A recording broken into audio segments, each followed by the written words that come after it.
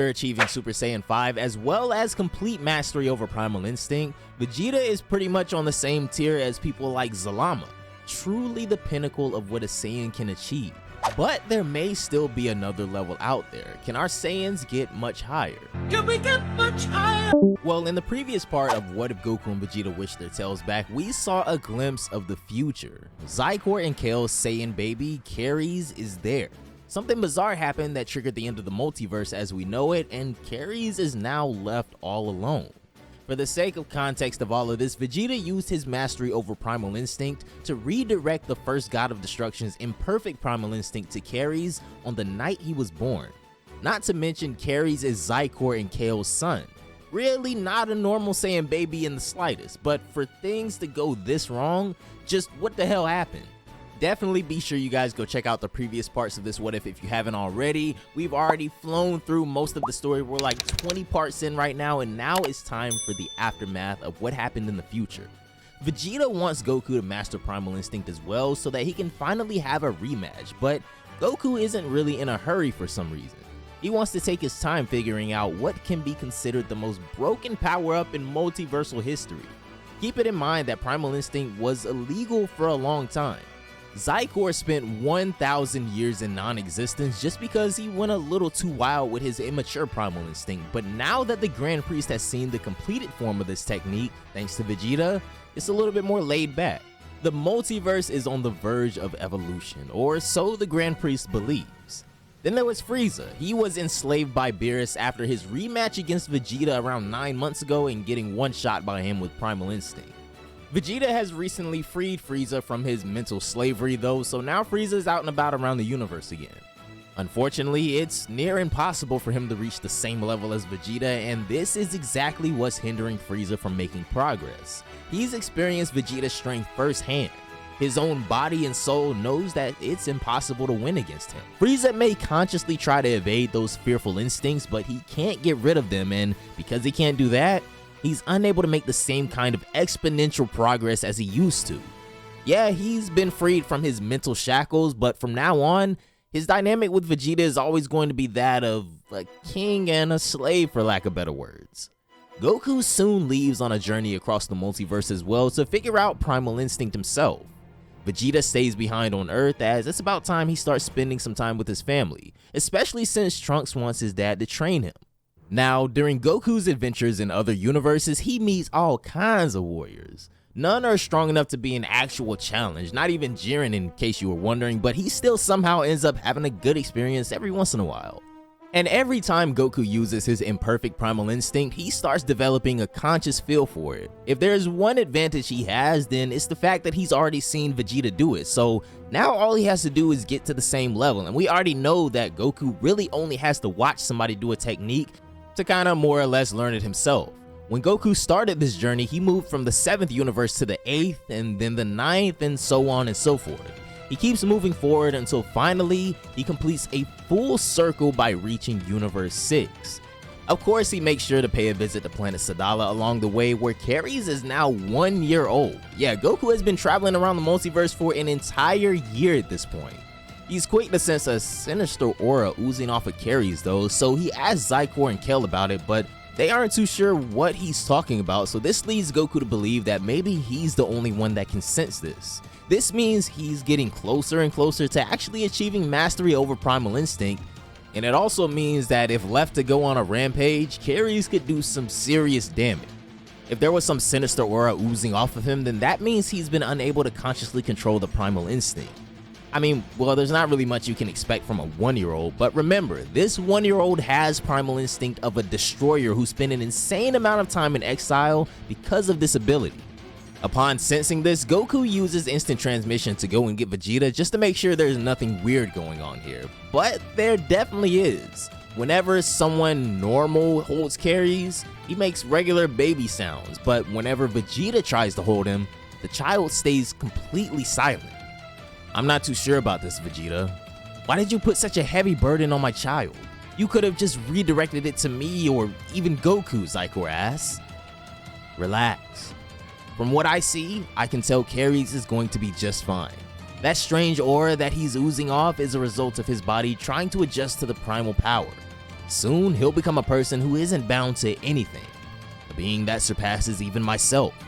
A truly free individual, Vegeta declares. Zykor and Kale are still kinda upset with him, but there's not really much they can do at this point. Vegeta sticks around on planet Sadala for a little while Goku continues his travels, where he would eventually reach planet Mors, Hit's homeland, as well as the origin of the first destroyer Thanatos. During the conclusion of their battle a few chapters ago, Vegeta didn't kill Thanatos, he was still alive, but Goku hasn't come here for advice or mentorship or anything like that. What he's come here for is a friendly sparring match between him and Thanatos, the first god of destruction. Unfortunately for Goku, Thanatos has better things to do, so he says no. He's fully retired since his fight with Vegeta, but he also wants that fight with Vegeta to be his last fight ever. Goku tries pestering him into it, but of course, just considering his age and everything like that, Thanatos is not gonna be that easy to persuade. So after getting rejected and obviously his persuasion not working, Goku just has to give up. But right when he was about to leave planet Mors, Hit shows up. Goku just grins. He starts to approach Hit and asks for a rematch, but he can tell that Goku got stronger, just like how Vegeta did when he fought him last year. Hit had been away from home for the past few months, and he definitely doesn't want Goku ruining his peace. Ironically, the fastest way would have been for him to just fight Goku, and so with that, what happens next is a rematch between Goku and Hit. Don't write this off as an easy battle though, because Hit had learned from his fight against Vegeta and he was much stronger now, and so this obviously wasn't going to be a cakewalk for Goku. However, Goku's inhuman adaptability thanks to all of the fighters he's fought across the 12 universes, he's easily able to counter all of Hit's deadliest one-hit assassination attacks. Even if he doesn't have access to Super Saiyan 5 or mastery over Primal Instinct like Vegeta, Goku's Super Saiyan 4 Limit Breaker seems to be getting the job done. The one who gets tired first is Hit, not Goku. Goku ends up excusing himself in the middle of the fight because he can see that he wasn't being a good sport for Hit. So for the time being, he returns back to planet Sadala.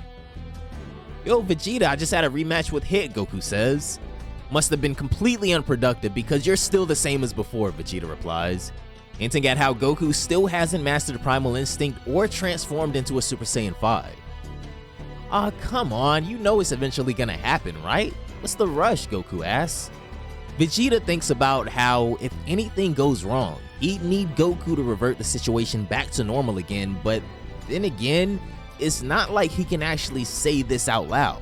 Meanwhile, back in a certain future timeline, while Goku and Vegeta are chilling with baby Carries in the present, Carries is looking at them from the future. He can't ignore the strong sensations that this is the point in history where things go all wrong. Something is gonna happen in the next few months that eventually result in him erasing the multiverse.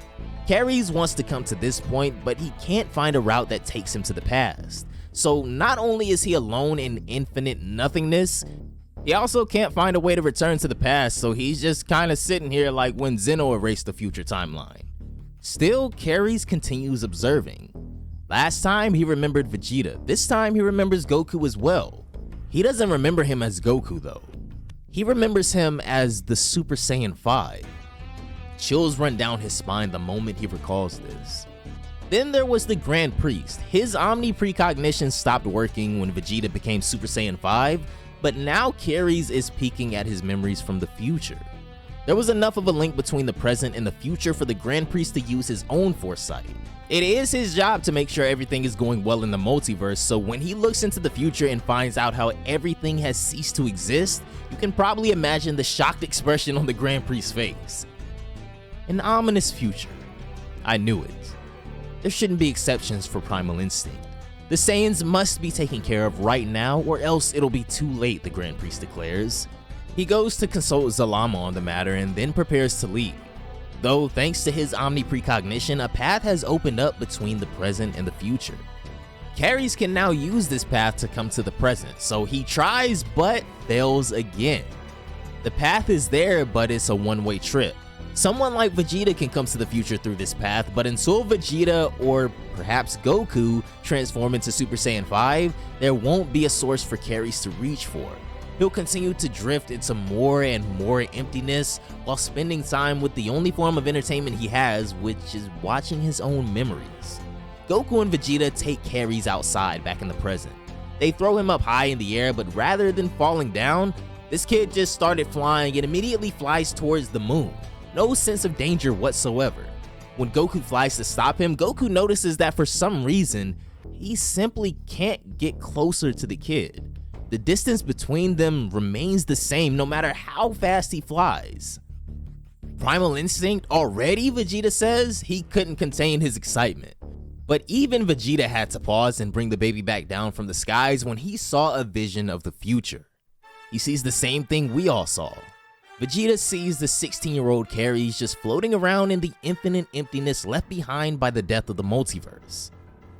Yo, Kakarot, I've got some bad news, Vegeta says, but before he could finish his sentence, the Grand Priest and Zalama show up. Indeed, the worst is yet to come. I'm afraid I can't allow you Saiyans any more autonomy, the Grand Priest declares. Now, Carries is rewatching his memories, but all he sees are memories of him playing around with Goku and Vegeta and Zykor watching them. However, things were a little different this time. The Grand Priest doesn't appear in his memories, but he's here and he plans on extinguishing Primal Instinct for good. Vegeta understands the Grand Priest's position, but he is way too prideful to just talk things out after what the Grand Priest just said.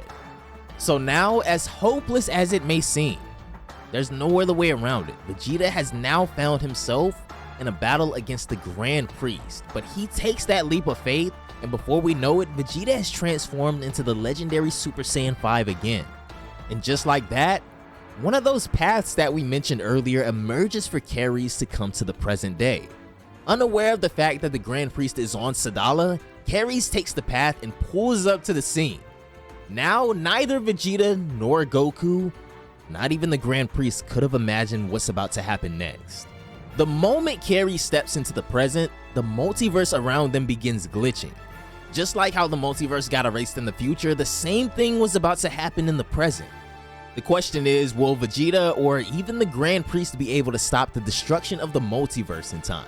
Or will it open up another wormhole of alternate timelines and universes? But maybe the most important question that I'm sure all of you guys have at this point in the story, what happened to future Goku and Vegeta?